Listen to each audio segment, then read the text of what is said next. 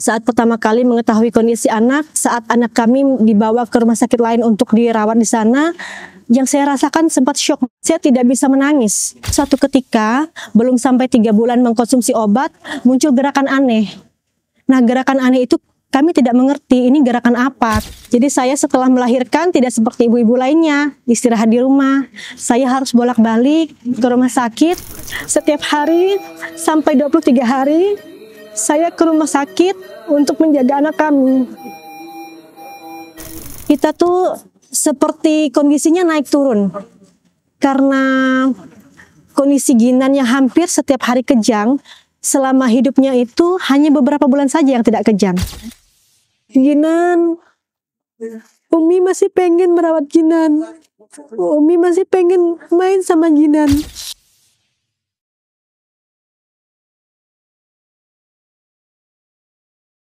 Assalamualaikum warahmatullahi wabarakatuh. Perkenalkan, saya Ayani Olia, berasal dari Kalimantan Barat, istri dari Mahfud Faizin. Saat ini berdomisili di Mojokerto, Jawa Timur. Saya memiliki 2 orang anak. Yang pertama Muhammad Albiru Ginandra, sudah almarhum, dan yang kedua Muhammad Gaswan Abrisam. Keseharian saya saat ini menjadi ibu rumah tangga. Kebetulan karena saya dititipi anak yang spesial, jadi saya fokus untuk jadi full mom di rumah untuk menjaga anak-anak. Di awal-awal sebelum pernikahan, kebetulan saya berlatar belakang pendidikan di bidang kesehatan, begitu pula suami berlatar pendidikan di bidang pendidikan. Jadi kami sama-sama punya harapan setelah berumah tangga nanti, kami ingin sekali bisa menerapkan ilmu yang kami dapat untuk anak-anak nantinya. Pada saat itu 2 bulan pernikahan, alhamdulillah saya dinyatakan hamil, dan kehamilan saya juga alhamdulillah berjalan lancar.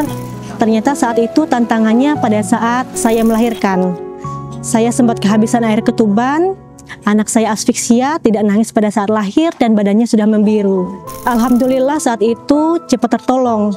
Jadi anak saya sempat dirawat di rumah sakit lain karena pada saat itu rumah sakit tempat saya melahirkan tidak tersedia ventilator dan harus dirujuk ke rumah sakit lain. Pada saat itu 10 hari pertama kehidupannya dia sudah kejang. Jadi saya setelah melahirkan tidak seperti ibu-ibu lainnya, istirahat di rumah. Saya harus bolak-balik ke rumah sakit untuk menemui anak saya. Karena saya kalau misalkan istirahat di rumah pun, pikiran saya ngerasa terbagi. Hati saya sebagian ngerasa ada yang hilang karena anak saya sudah di rumah sakit. Jadi setiap hari sampai 23 hari, saya ke rumah sakit untuk menjaga anak kami. Alhamdulillah setelah 23 hari tersebut, kami bisa memeluk anak kami seutuhnya dan bisa bersama kami di rumah. Saat itu yang kami rasakan sangat bahagia sekali karena kami bisa merawatnya sepenuhnya tanpa dibatasi dengan kaca inkubator lagi. Dan kami ngerasa alhamdulillah kami sudah bisa melewati tahap-tahap yang menurut kami sangat sulit saat itu. Tapi kami sangat beruntung karena keluarga dari pihak mertua, orang tua, dan keluarga kami itu sangat memberikan support luar biasa. Sehingga pada saat perjalanan di NICU pun kami tidak merasa menjadi beban yang sangat berat. Justru dari situlah kami belajar untuk kuat karena bisa melewati masa-masa itu. Pada saat kehamilan memang tidak ada penyebab apapun. Jadi setelah proses melahirkan itu ternyata ketuban saya habis. Saya tidak tahu kalau misalkan kondisinya, ternyata ketuban saya habis saat itu. Sehingga pada saat lahir anak saya sudah membiru, sudah asfiksia, tidak nangis pada saat lahir. Itu yang menyebabkan banyak kerusakan pada otaknya sehingga dia mengalami kejang selama 10 hari. Saat pertama kali mengetahui kondisi anak, saat anak kami dibawa ke rumah sakit lain untuk dirawat di sana, yang saya rasakan sempat syok. Saya tidak bisa menangis karena mungkin terlalu syok dengan keadaan. Karena malamnya itu masih ngerasa gerakan di perut. Dia masih bergerak sampai siang hari, jam 12 siang pada saat saya di rumah sakit itu pun dia masih ada gerakan. Setelah saya mengetahui anak saya di rumah sakit, dirawat di NICU, justru di situ saya merasa punya kekuatan yang lebih. Biasanya orang setelah melahirkan istirahat di rumah, saya merasa saya harus ke rumah sakit. Jadi walaupun saya setelah melahirkan pulang siang, pada saat itu sore saya udah bolak-balik ke rumah sakit. Sore saya pulang ke rumah sakit, besoknya pun seperti itu sampai 23 hari. Justru saya menemukan kekuatan di situ. Mungkin benar kata orang ya, cinta itu bisa membuat segalanya menjadi kuat. Setelah anak itu pulang ke rumah, setelah dari NICU 23 hari, kita ngerasa sangat senang sekali karena bisa bersama anak setiap harinya. Ternyata perjalanannya tidak sampai situ. Setelah dari rumah sakit, kita harus berkunjung ke beberapa dokter. Karena dia sempat kejang, kita juga disuruh untuk ke subspesialis saraf anak. Nah, dari situ kita sempat melakukan EEG, rekam otak, dan kita bisa mengetahui gelombang otak anak pada saat itu. Dokter menerangkan kalau kondisi anak saya pada saat EEG pertama itu bisa mengarah ke epilepsi, tapi masih bisa dicegah. Kemudian dokter memberikan obat, dan obat itu dikonsumsi selama 3 bulan. Harapannya adalah tidak datang kejang berulang. Jika misalkan memang ada kejang berulang, itu harus mengkonsumsi obat selama 2 tahun, seperti itu. Jadi kami masih punya harapan, kami sangat optimis saat itu. Semoga tidak terjadi kejang berulang pada anak. Nah, selain ke dokter subspesialis saraf, kita juga ke dokter telinga, ke dokter THT saat itu. Nah, di dokter THT, alhamdulillah pendengaran anak baik-baik saja. Kemudian ke dokter mata, ternyata pada saat itu mungkin ada pada saat lahir kan karena ada kerusakan di otak anak. Pada saat itu di usianya 4 bulan itu penglihatannya masih 0. Jadi dia tidak bisa melihat sama sekali. Terus kita juga ke fisioterapi. Jadi Ginan itu sudah mulai terapi saat usia 1 bulan. Karena kita sangat ingin memberikan yang terbaik untuk Ginan, jadi kita sudah berupaya mendatangi beberapa dokter dan juga fisioterapi. Harapan kami cuma satu, Ginan bisa tumbuh dan berkembang sesuai dengan usianya.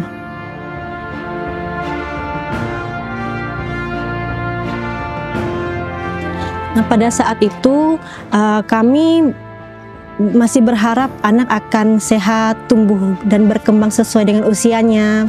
Sampai suatu ketika, belum sampai 3 bulan mengkonsumsi obat, muncul gerakan aneh. Nah, gerakan aneh itu kami tidak mengerti ini gerakan apa, karena dia menekukkan tangan dan kakinya, kemudian lehernya seperti ketarik ke samping. Kita sempat ngerekam gerakan-gerakan itu karena dia nangis terus kalau misalkan gerakan itu datang. Tapi kita tidak tahu sebagai orang tua baru karena ini anak pertama kita juga informasinya masih kurang. Kita sempat rekam. Ini gerakan apa kita nggak tahu. Jadi kita sempat nanya ke beberapa dokter, ke dokter anak, ke fisioterapis, dokter tumbuh kembang dan lain sebagainya. Dan jawaban dari informasi tersebut juga berbeda-beda ternyata. Ada yang mengatakan, oh ini jenis kejang, oh ini tidak kejang. Jadi kita semakin bingung karena kita orang tua baru, kita tidak mengetahui ini sebenarnya apa yang menyebabkan anak kami nangis. Dan seperti kesakitan. Pada saat itu juga saya malah karena anak nangis seperti capek, malah saya kasih susu, malah saya berikan ASI. Ternyata pada akhirnya kami memutuskan untuk EEG, rekam otak kembali, karena kita khawatir kalau itu kejang. Jadi kita bawa lagi ke subspesialis saraf. Ternyata pada saat itu sudah tegak diagnosa kalau anak kami mengalami West syndrome. Itu satu jenis kejang yang langka dan susah diobati. Dokter juga mengatakan kalau anak ini bisa mandiri, bisa menggunakan baju sendiri, itu juga udah alhamdulillah. Karena kondisinya itu cukup berat. Jadi kita harus menerima apapun kondisi kedepannya nanti. Karena di awal sudah diberitahu dokter kalau kondisi ini cukup berat.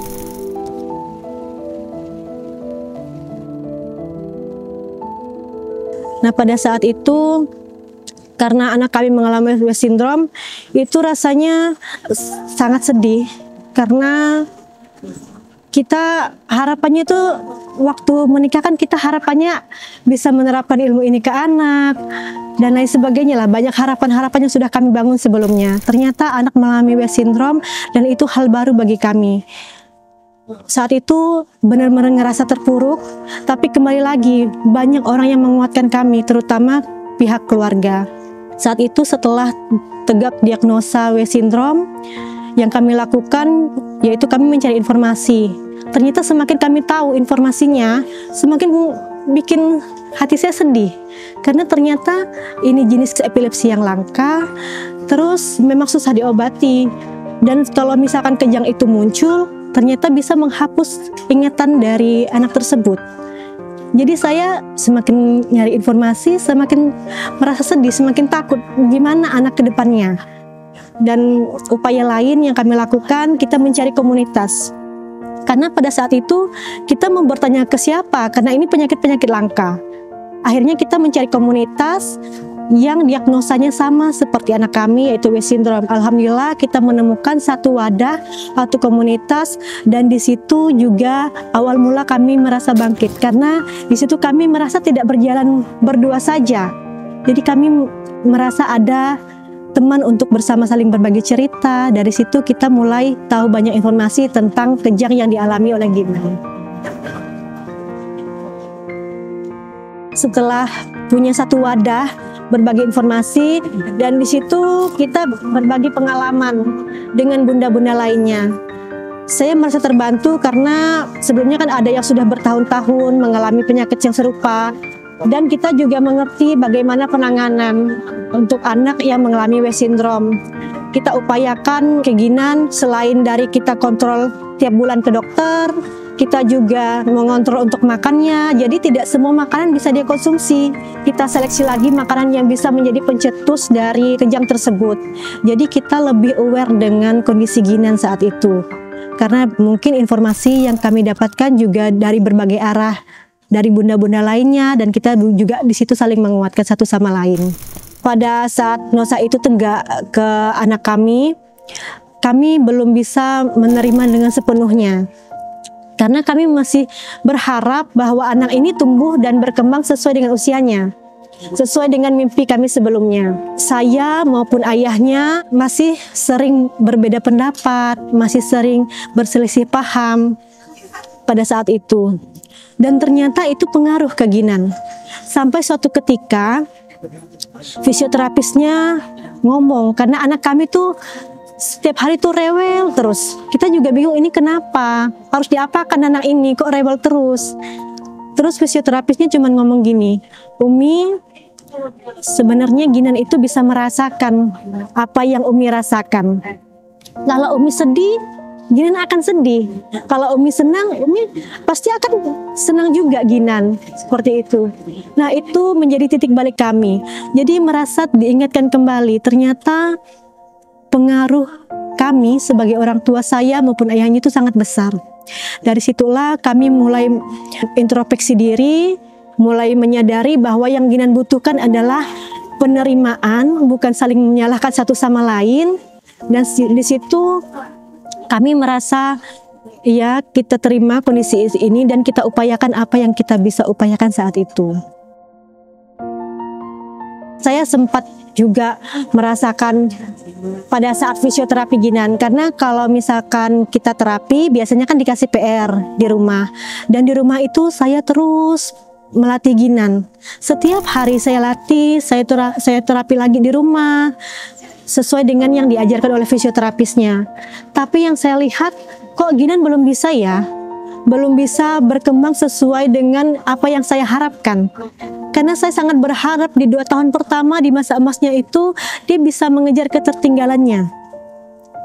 Di situ saya sempat merasa sedih karena harapan-harapannya saya buat itu. Akhirnya cerita ke suami, kok Ginan belum bisa ya, kok belum bisa tegak ya kepalanya. Suami cuma bilang kayak gini, tugas kita sebagai orang tua hanya memfasilitasi Ginan, memberikan yang terbaik untuk Ginan. Untuk hasil itu biar serahkan saja ke Allah. Dan di situ saya baru menyadari, oh iya, ternyata ada hal yang memang tidak bisa kita ubah. Kita berusaha sekuat apapun, kalau kata Allah belum waktunya, kita tidak bisa apa-apa. Dan disitulah saya belajar bahwa kita itu jangan menanyakan apa yang bisa kita terima dari Ginan, tapi harus belajar untuk apa yang kita bisa berikan ke Ginan. kita di situ juga jadi dapat satu pelajaran penting tentang kata ikhlas sesungguhnya. Saya belajar dari Ginan, saya harus ikhlas apapun kondisi Ginan nanti. Yang penting kami sebagai orang tua sudah berupaya untuk memberikan yang terbaik untuk Ginan. Waktu itu kita melihat perkembangan Ginan, walaupun motoriknya itu tidak bisa seperti anak lain, dia tidak bisa duduk, masih seperti bayi umur 3 bulan, tapi kita melihat satu kelebihan Ginan. Dia interaksi sosialnya bagus, dia sangat senang bertemu dengan orang lain. Kita sering membawanya kalau misalkan saya ikut kegiatan di perumahan, ikut kegiatan ibu-ibu, saya selalu mengajaknya. Karena di situ kebahagiaan Ginan. Ginan senang bertemu orang, dia selalu tersenyum kalau ketemu orang, dia seolah berbicara ke orang lain, tapi dengan seperti itu. Dan di situ saya melihat, oh Ginan butuh teman. Dari situlah keinginan kami untuk menambah anak lagi, karena kita berharap dengan adanya adik nanti, dia bisa semakin termotivasi, merasa ada teman yang selalu menemani. Jadi kita berdoa kepada Allah, mudah-mudahan dianugerahkan anak lagi. Alhamdulillah di usia Ginan 4 tahun, kita diamanahi anak kedua. Dan memang seperti doa yang kami panjatkan, kehadiran adiknya seperti membawa warna baru untuk Ginan. Ginan jadi semangat untuk terapi. Kadang pada saat Ginan tengkurap mencoba mengangkat kepala, adiknya menyemangati. Di situ kita terkadang terharu melihatnya. Ternyata Ginan itu sangat bahagia semenjak adiknya lahir. Dia semakin ceria, mungkin merasa ada teman kali ya, merasa tidak sendiri lagi gitu. Saya selama ada adik pun masih tetap nerapi Ginan. Setiap saya nerapi Ginan, saya selalu meletakkan gasun di samping, saya kasih mainan dan lain sebagainya. Jadi dia melihat langsung bagaimana interaksi saya kepada Ginan, bagaimana cara saya merawat Ginan. Mungkin bagi kita anak kecil itu tidak paham, tapi sebenarnya dia merekam apa yang ada di lingkungan sekitarnya. Jadi sampai suatu ketika dia sudah semakin besar, saya melihat ternyata upaya yang saya lakukan waktu dulu agar dia mengerti dengan kondisi kakaknya, agar dia sayang sama mas Ginannya, itu terlihat ketika dia sudah semakin besar. Ketika dia melihat Ginan baring, dia menggerakkan tangannya kayak berupaya memijit Ginan, seperti itu. Dan juga ketika Ginan latihan, Ginan tengkurap, dia selalu menyemangati dengan bahasanya, kadang gitu sambil melihat Ginan. Disitulah saya merasakan, oh berarti dia memahami kondisi emasnya, butuh disemangati, seperti itu. Jadi saya juga terharu melihat ternyata anak itu paham dengan kondisi emasnya seperti ini gitu. Sebenarnya kondisi yang sulit menurut saya adalah ketika kejang itu muncul. Karena Ginan mengalami kejang yang jenis West syndrome, di mana kalau kejang itu muncul bisa menghapus ingatannya Ginan. Jadi kita tuh struggle-nya di situ. Ketika dia sudah bisa tegak kepalanya, kemudian kejang itu muncul, dia lupa dengan apa yang sudah dia pelajari, kemampuannya menurun. Dan itu berulang kali. Dulu sempat dia bisa mengedot, kemudian kejang itu sering muncul, dia tidak bisa lagi. Jadi kemampuan itu hilang. Nah dari situ kita tuh seperti kondisinya naik turun. Karena kondisi Ginan yang hampir setiap hari kejang, selama hidupnya itu hanya beberapa bulan saja yang tidak kejang. Setiap hari dia mengalami kejang. Dan kemampuannya juga seperti itu. Kadang waktu kejang banyak, kemampuannya naik, kalau kejangnya sedikit, kemampuannya akan terus bertambah. Itu struggle-nya di situ. Jadi kemampuan yang naik turun itu. Kalau misalkan berdua sama Ginan, karena kita dari terapi biasanya ada disuruh untuk terapi di rumah. Jadi kita nerapi Ginan di rumah. Kegiatan saya sehari-hari nerapi Ginan di rumah, ngajak main Ginan. Karena di situ kebahagiaan Ginan. Ginan itu bahagia ketika kita benar-benar hadir untuk dia. Dia akan sangat senang sekali. Walaupun sepertinya dia nggak ngerti menurut kita, tapi dia itu bisa menunjukkan ekspresi senangnya saat kita bermain, saat kita full untuk Ginan waktunya. Berbeda hal ketika kita main sama Ginan tapi misalkan sambil megang HP, dia bisa ngerespon, dia akan nangis ketika kita main HP. Di situ kita jadi memberikan waktu khusus untuk Ginan, begitupun ayahnya. Jadi ketika ayahnya itu punya waktu luang, kadang kita mengajak Ginan main keluar, karena dia juga butuh. Walaupun dengan kondisi seperti itu, dia juga butuh interaksi sosial dengan orang lain. Dia sangat senang ketika kita bawa keluar. Dia sangat bahagia kalau ketemu sama orang gitu. Jadi bukan hanya peran saya saja untuk menampingi Ginan, tapi ayahnya juga perannya sangat luar biasa untuk saya dan untuk Ginan.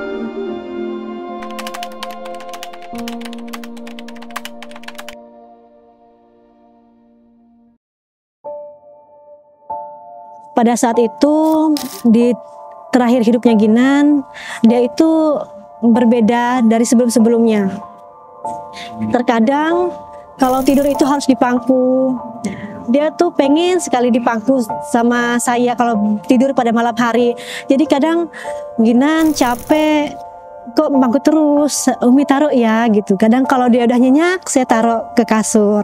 Terus malam berikutnya juga seperti itu. Kenapa ya kok Ginan kayak gini lagi? Karena sebelumnya dia sudah, selama ada adik, dia sudah bisa taruh langsung di kasur. Dia kayak lebih manja ke saya, minta di pangku, terus kalau tidur kadang sampai pagi ditaruh di kaki, minta tidur di kaki terus. Waktu itu saya sempat ngeluh, kenapa ya kok gini lagi Ginan, kok manja lagi gitu. Dia sempat ngomong seperti itu ke Ginan. Kita juga kadang kan sering Sabtu Minggu kadang kita ngajak Ginan keluar. Kadang kita ngajak Ginan keluar, Ginan nanti kita jalan-jalan ya pakai motor sama Ginan. Nah, terus pas sore hari itu kadang kita nggak nempati. Dia tuh seolah-olah sedih kalau misalkan janji itu tidak ditepati. Waktu itu sempat ketika saya mengantarkan ayahnya karena mau pergi kerja, saya ngantar ayahnya untuk berangkat kerja. Sepanjang saya mengantar ayahnya kerja, sepanjang itu juga Ginan nangis.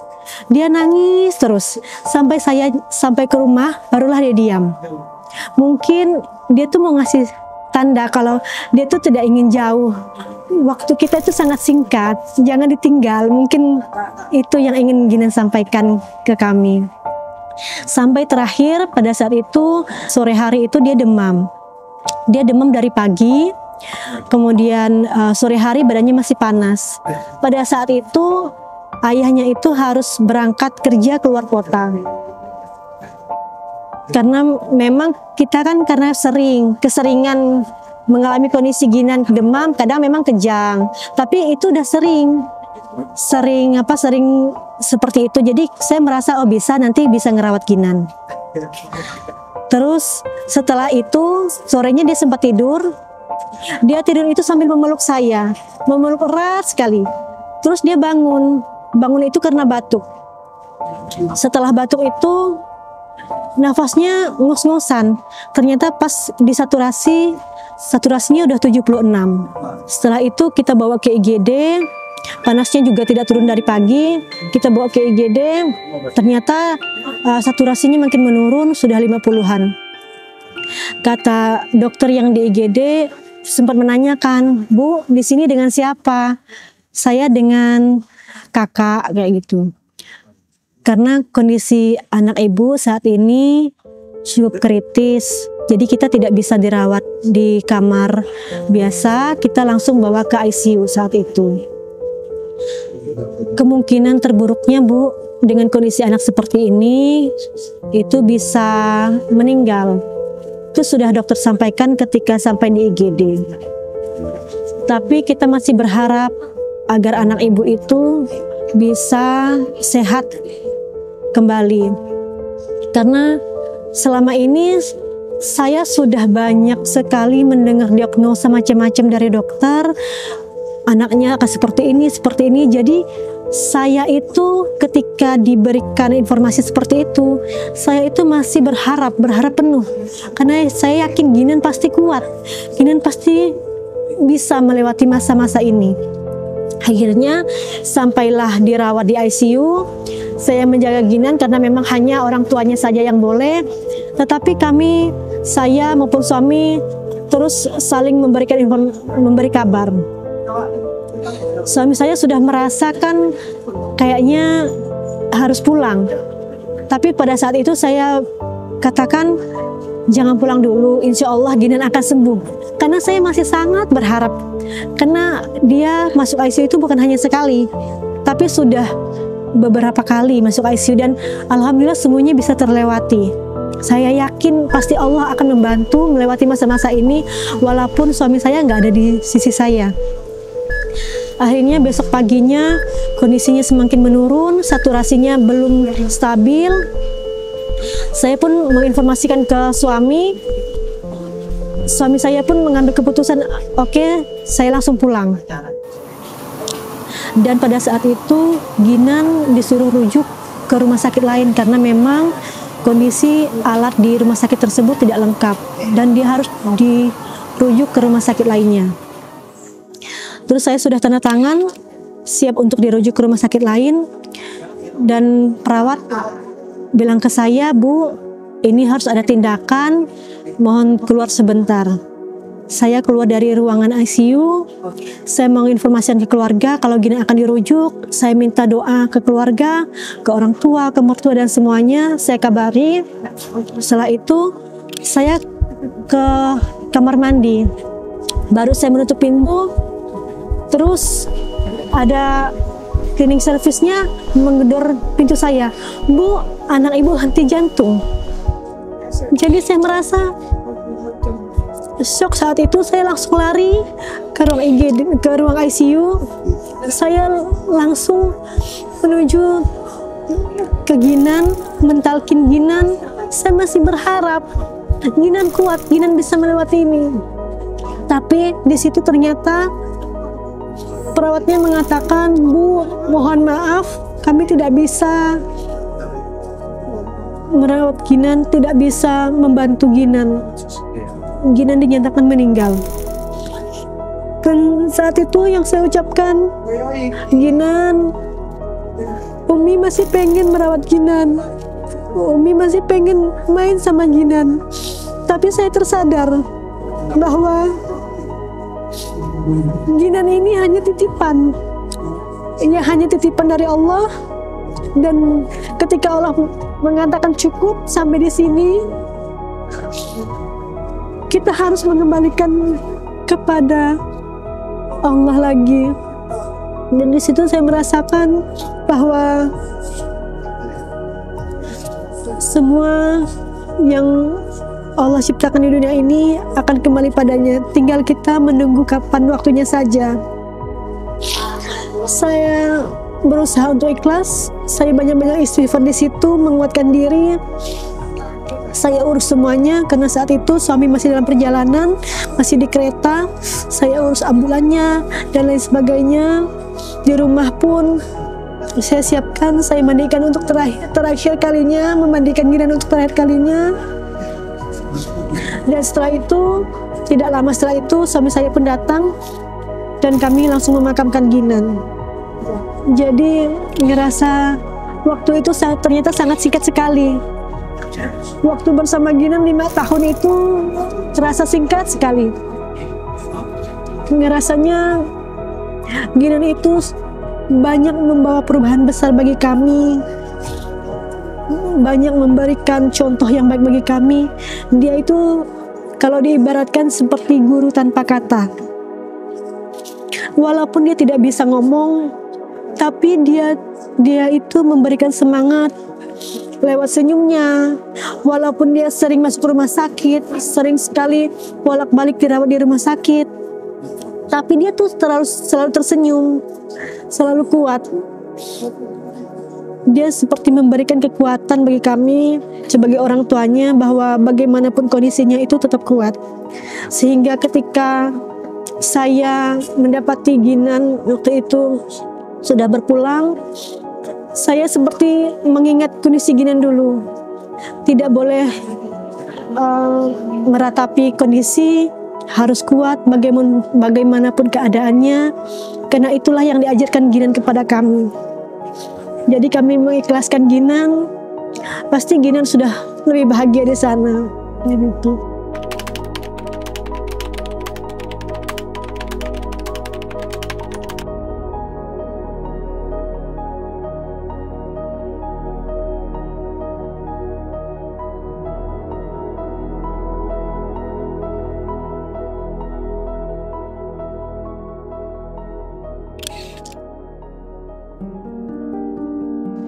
Hal yang menginspirasi dari Ginan menurut saya adalah dia adalah anak yang kuat. Walaupun kemampuannya itu seringkali naik turun, tapi tuh dia selalu berupaya, selalu berupaya untuk bisa. Dia selalu berupaya untuk bisa menegakkan kepalanya lagi setelah berkali-kali kemampuannya itu menurun. Dia pada saat kejang itu pun seringkali datang, tapi dia anak yang ceria. Kalau kejang itu datang, dia biasanya dirawat di rumah sakit. Bukan hanya sekali, bahkan berkali-kali dia bolak-balik ke rumah sakit untuk dirawat.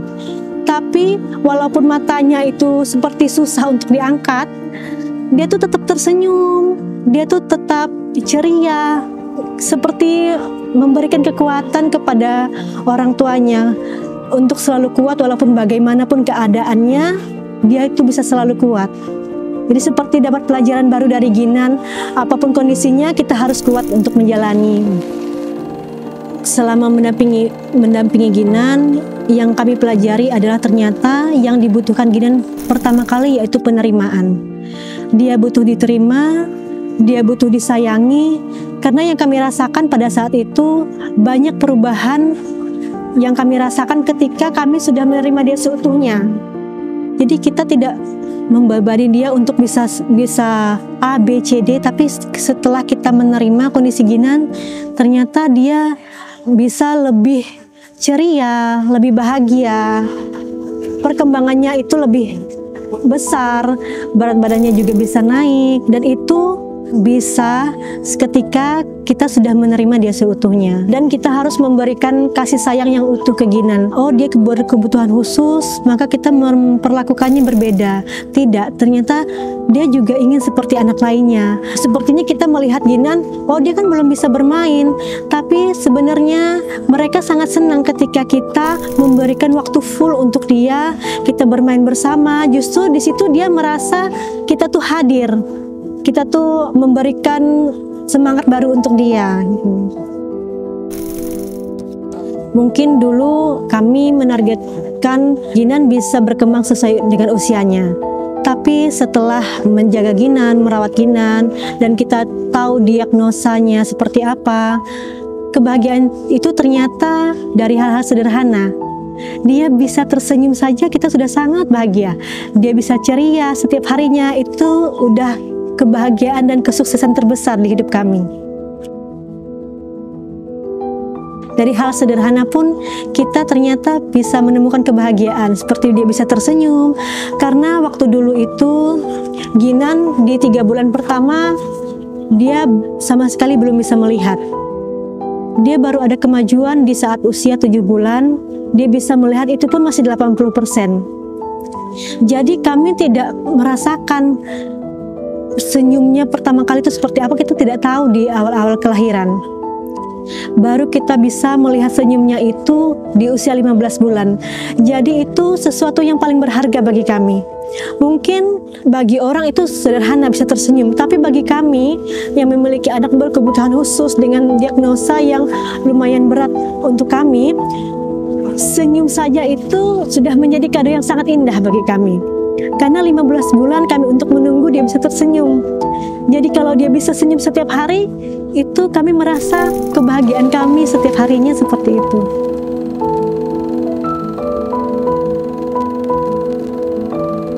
Dulu kita sangat berharap Ginan bisa sembuh, bisa tidak ada kejang sama sekali. Tapi setelah kita melalui proses, yang penting Ginan bisa sehat, bisa ceria, itu sudah lebih cukup, lebih dari cukup bagi kami. Dan setelah berpulangnya Ginan, kita hanya hanya berharap semoga Ginan itu bisa ditempatkan di tempat terbaik, karena selama adanya Ginan banyak sekali pelajaran yang bisa kami ambil dan banyak sekali perubahan yang kami rasakan. Dia itu membawa keceriaan bukan hanya kami sebagai orang tuanya, bahkan orang yang melihatnya pun, kadang teman-teman dari Instagram melihatnya, itu membawa keceriaan tersendiri. Mungkin anak surga membawa keceriaannya berbeda ya dengan anak-anak lainnya.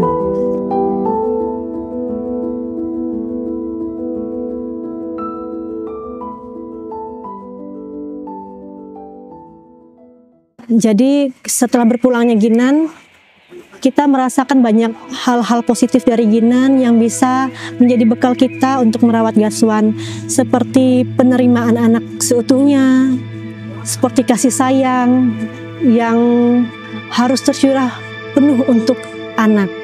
Karena yang kita rasakan dulu setelah kita menerima anak, menyayangi anak seutuhnya, itu akan berpengaruh pada tumbuh kembangnya.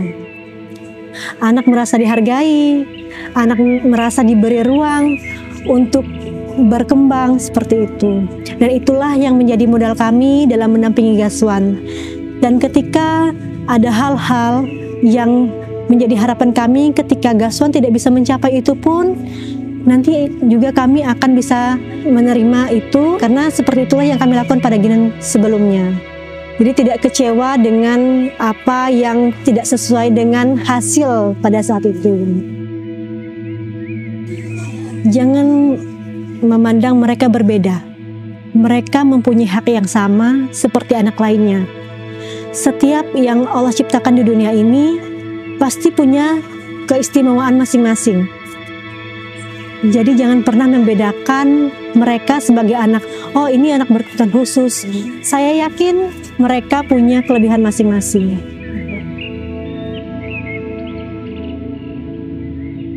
Untuk orang tua yang memiliki anak berkebutuhan khusus, terima dia seutuhnya, itu yang pertama, karena dengan penerimaan itu kita akan bisa melihat hal-hal baik yang datang setelah itu.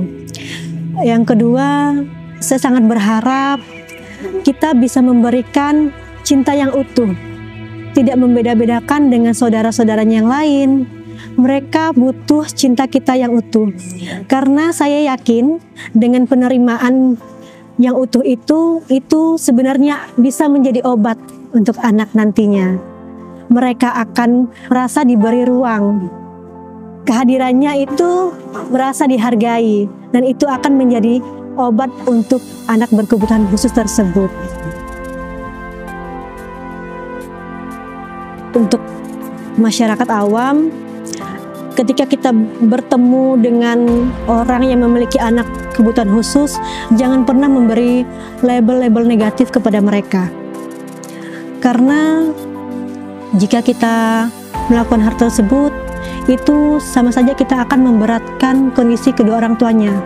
Karena untuk bisa proses menerima itu sangat lumayan susah bagi kami sebagai orang tua. Jadi bantu mereka, support mereka, berikan dukungan penuh untuk kedua orang tuanya, karena saya yakin dengan kita memberikan dukungan penuh ke orang tuanya, itu akan berdampak banyak kepada anaknya, akan berdampak baik kepada anaknya. Dan juga ketika kita bertemu di tempat umum, dahulukanlah mereka, berikanlah mereka ruang terlebih dahulu, karena bagi saya itu merupakan bentuk kasih sayang kita, bentuk peduli kita kepada mereka. Mereka itu sangat luar biasa.